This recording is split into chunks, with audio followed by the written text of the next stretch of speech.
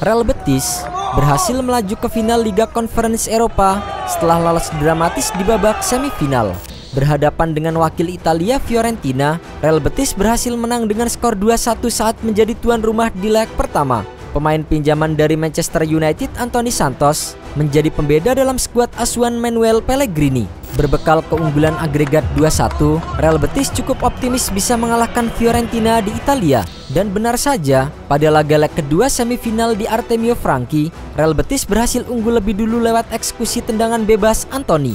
Winger asal Brasil itu membobol gawang David De Gea lewat sepakan free kick di depan kotak penalti pada menit ke-30.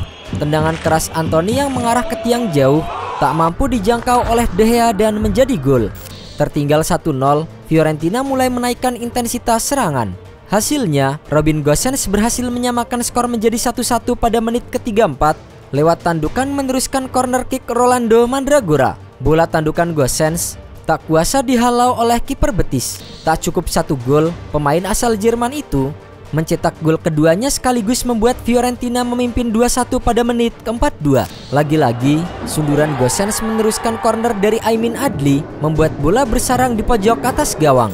Di babak kedua, kedua tim sama-sama saling melancarkan serangan. Namun, skor 2-1 tetap tidak berubah dan bertahan hingga babak kedua berakhir. Dengan agregat sama kuat 3-3, pertandingan harus dilanjutkan dengan extra time. Di babak perpanjangan waktu, Abde Ezel Zauli menjadi pahlawan kemenangan Betis setelah mencetak gol pada menit ke-97. Umpan tarik Anthony ke kotak penalti dengan mudah disontek oleh Ezel Zauli di tiang jauh. Skor pun kembali berubah 2-2 atau 4-3 secara agregat. Tidak ada perubahan skor hingga akhir. Real Betis pun akhirnya berhasil menyingkirkan Fiorentina dengan agregat 4-3. Pada laga final Conference League, Real Betis sudah ditunggu Chelsea yang dengan mudah menyingkirkan wakil Swedia Djurgårdens dengan skor 1-0 dan agregat 5-1. Gol tunggal dari Kiernan Desbury-Hall pada menit ke-38 memanfaatkan umpan dari Tyreek George memastikan langkah The Blues ke final di Wrocław, Polandia. Meski Enzo Maresca melakukan 10 perubahan pada skuadnya, termasuk memberikan debut kepada Reggie Walsh yang berusia 16 tahun, Chelsea tetap tampil dengan dominan. Walsh, starter muda Chelsea di kompetisi Eropa, tampil mengesankan di lini tengah, sementara George nyaris berhasil menambah gol. Djurgården hanya mampu menciptakan sedikit peluang dengan sundulan Mairo Tenho yang dianulir dan tembakan Daniel Stenson yang dimentahkan oleh Philip Jorgensen.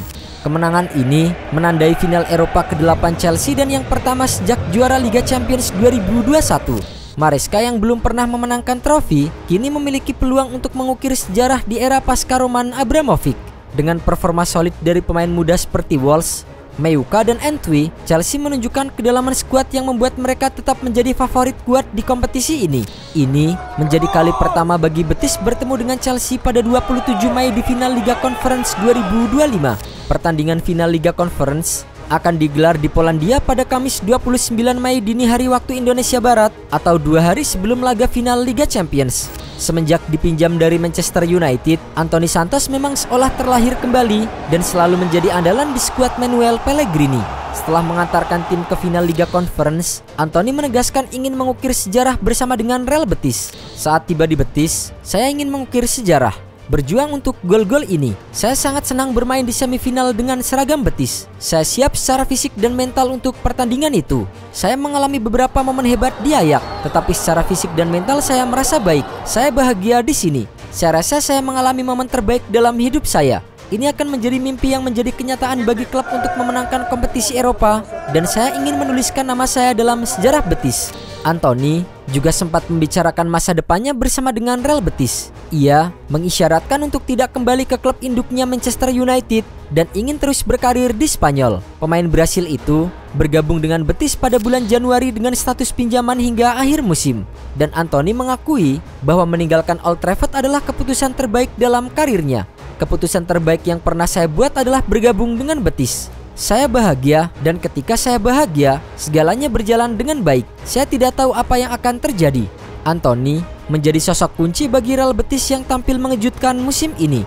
Berbeda saat bermain di Inggris, ia selalu menjadi pembeda bersama dengan Real Betis. termasuk saat mencetak gol penting dalam kemenangan 2-1 atas Fiorentina pada leg pertama semifinal UEFA Conference League. Dengan total 5 gol dan beberapa assist dalam 7 pertandingan kompetisi Eropa, serta 3 gol dan 2 assist di La Liga, penampilan Antony semakin menarik perhatian klub-klub besar Spanyol.